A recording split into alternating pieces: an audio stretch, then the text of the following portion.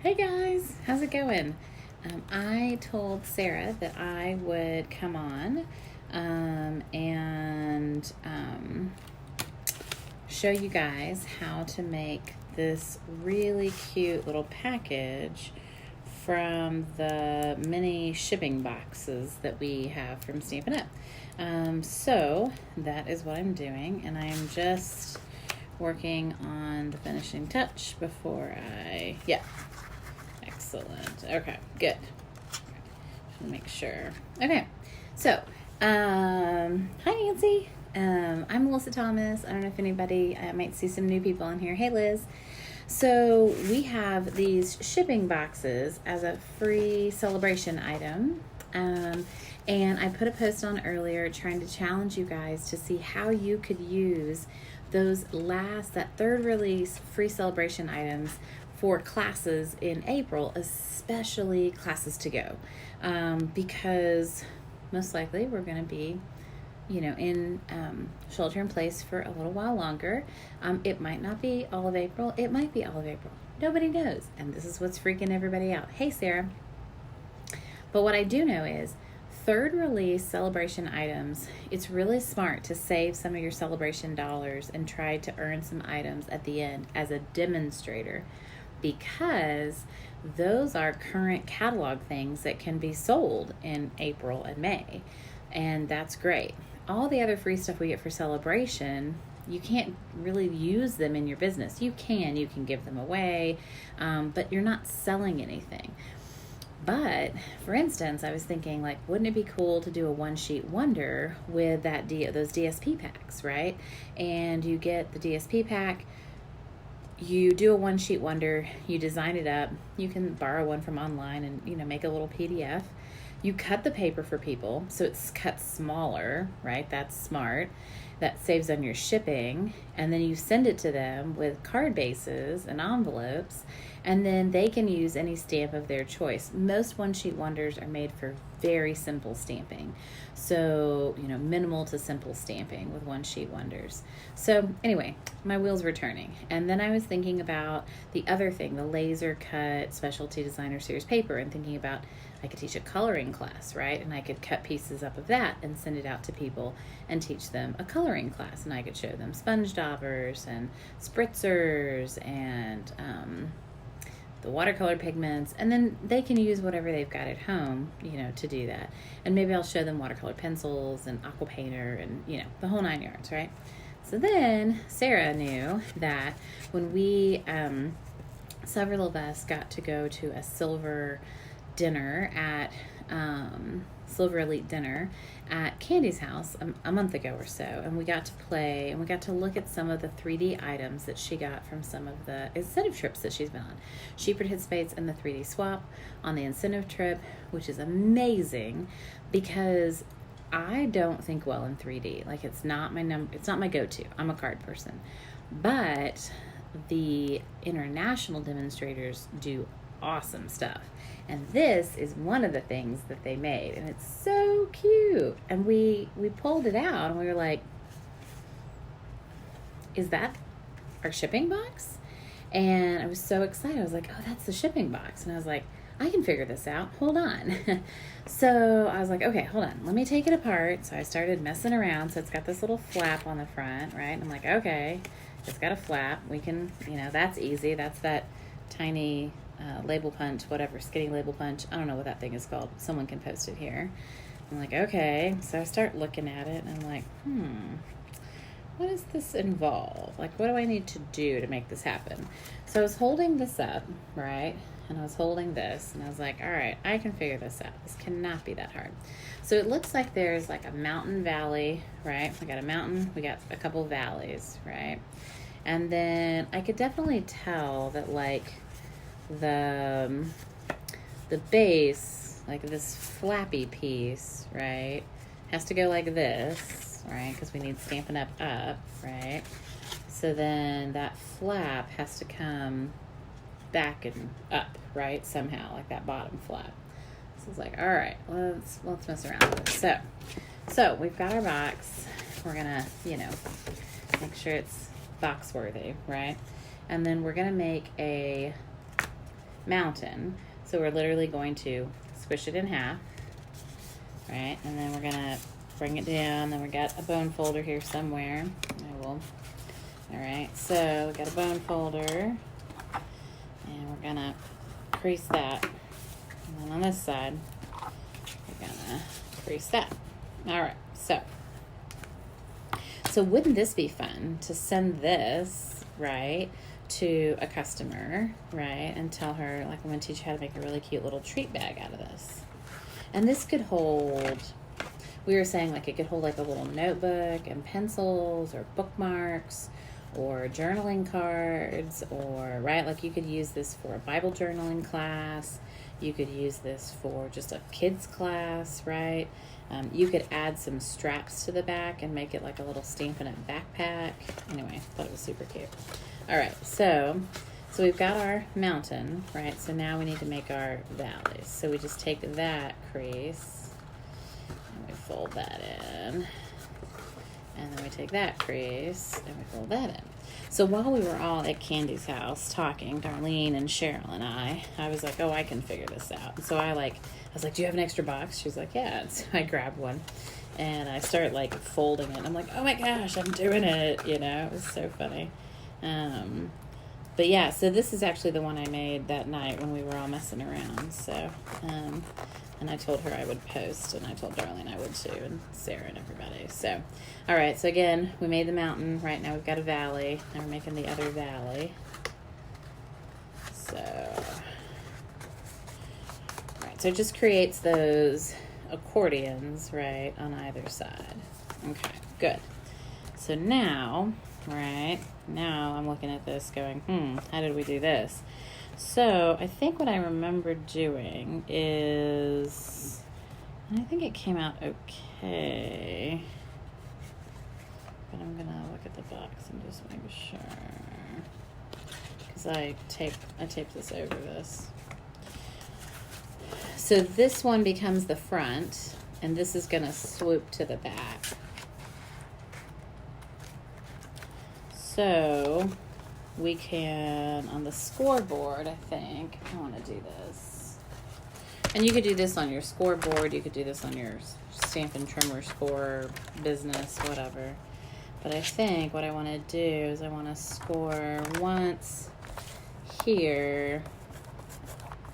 And then I think I want to, and that is not going to score very well because that's, because that piece is in the way.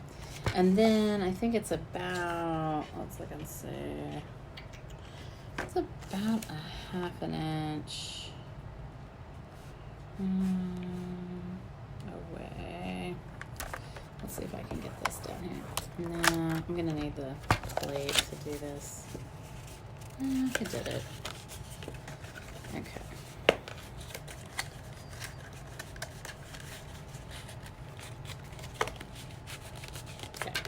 All right, so we've kind of folded it right there, and then we've done a 1/2 inch, right? And that's going to create like that flat bottom. And then we're just going to tuck this bad boy up in here. Now, I will say that I don't think it requires any adhesive. Like, you can just kind of jimmy that up in there. And I don't think that you need any adhesive for this. You could, if you wanted that to lay really, really flat, you could probably put some adhesive right there, right? And I might put some. Now, you know me, I don't use liquid adhesive, right? So I'm probably just going to go ahead and put like 2 lines of snail in there. See if we can get it in there without getting it to stick first. Alright, so we're gonna get that up in there. Right.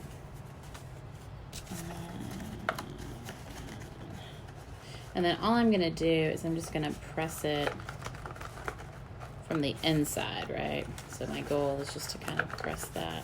All right, now that's the back, so that's good. I mean, it's not perfect, but it looks pretty good. And then this is the front. Yeah, it's only 1 box. Isn't that cool, Sarah? It looks so fancy. All right, so we've got our box, right, and we've got our little thing. And you could totally leave it at this, right? But I don't know. I don't think that's finished. All right, so then we're going to get a piece of black paper, and I'm going to get my ruler out and my black paper. And this piece of black is 4 1/4 by 3 1/4. Yep. So 4 1/4 by 3 1/4. Yep. Okay. And then it's got score lines at, oh, that's not pretty. Not two numbers I like. Actually, it's a little bit longer than 4 1/4. It's more like 4 3/8. Or poop. 4 3/8. Yeah, it's really 4 3/8. I don't love that. Okay, let me come back over here and see. Yeah, 4 3/8. And then it's got score lines at 1 7/8 and 2 1/2. So let's try again. So 4 3/8. And 3 1/4. And then it's got score lines at 1 7/8. And 2 1/2, right? That's the other thing. Okay, 2 1/2. Oh, don't cut. I always do that. Okay. And then, so now we've got this piece, right? Here we go. 1, 2, right? So we've got our little piece. And then we're going to get our, whatever this punch is, you guys know, flat punch, not curvy labels, tiny label, skinny label, narrow label. God, someone help me. Someone help me. All right, so all you have to do with this is, so as you can see on this, we want the top part touching, not quite touching this line, right? And then the rest of it's going to go this way. So we're going to try to center it, top, bottom, left, right. And then we're just going to make sure that we're not touching that line. And we're pretty far over on that line. And for me, that means that this is all the way flush, like it's all the way flat up against the bottom of the punch. And let's see. Well, it looks pretty darn centered. Aces. All right. So then, got our piece. And you notice I did pre-score that, right? That will make it easier to see everything. So then that is going to go on the back, right? So we're going to put a good healthy dose of adhesive on the back of that because, and you might want to use tear and tape for this. Someone requisitioned my tear and tape the other day and I haven't seen it since then. Welcome to schooling at home, right? The new norm. All right. And then we're going to put a pretty bow around this. And I actually bought this ribbon, I thought, specifically for this project. Hold on. Freeze, please.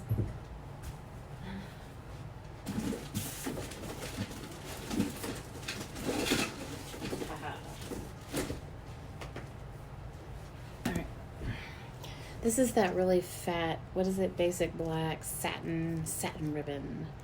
It's a 1/2-inch satin ribbon, and it's really pretty. So this is the, unfortunately, this is going to be one of the projects I was going to do with the kids for the kid class that I do. And I'm not really sure what any of that looks like now. We missed one, and I just don't know if we're going to get any of them. I'm thinking if we end up doing the calligraphy, if they end up not going back at all, I think I can still do the calligraphy class. But all right, so on this front panel, we're going to tie this over here in a really cute little chic little knot. But on the back, I don't normally glue ribbon down, but in this case, I really do want to cover this panel because I want to cover the seam. So I'm probably going to cover it and tape it down.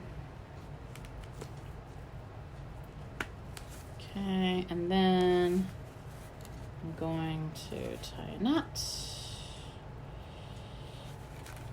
So these are all things, right? We've done no stamping, right? This is a perfect project to send customers, right? To get orders. You could say, hey, you know, place any size order and I'll ship you, you know, the instructions on how to make this. Okay, so I made that way too tight and I've now like constricted the size of my box. So when you're tying this, make sure to not do that.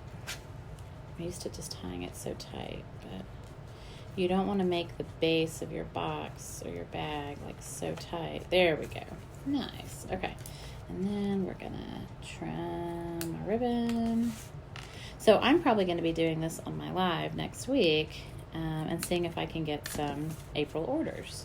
So now what do you do for the closure, right? So this was supposed to be the stamped image, right? But remember we had that butterfly paper from last year? Well, it pays to hoard paper. So I have still some of these butterflies. So the easiest way, what do we think? Blue or green? Blue or green? I like the blue. All right. And the easiest way I've found to stick this on is to get a couple of the mini dimensionals and stick them on the back, right in the middle, and kind of jam them together. Pull those backs off. And then, let's see, and then we got this guy here. Right? And now, when you fold the butterfly in, you can get your, oh, we just got an O for Marianne in the background. So cool, right? And now we're going to close it with our butterfly. And we have a very happy customer here in the house who's getting her very own butterfly box. Super cute, right? So, be aces, right? So be thinking about, it's only one box, yeah. Be thinking about what can I do with that third release of celebration items. There's red rhinestones, there's the boxes, there's the paper, there's some dies. I don't know, I'm definitely looking at those $50 items and thinking if I can get a couple of those, what can I do with those? And what can you do with these to then be able to incentivize orders in April and move your customers forward, right? So, and if you've got these boxes at home, you should definitely make one of these. It's super cute. You could fit, I think our note cards would fit in here too. Let's see. Let's see. Where's my note cards? Here are our note cards. Are these regular? Yeah, Whisper White note cards. Let's see. I mean, we know our Love Note ones will fit. It's tight, but they might. Let's see. So, yeah, the bee could totally replace it, especially if they've got the bee. Now, not everybody has the bee. Oh, did you see that? Note cards and envelopes fit in here.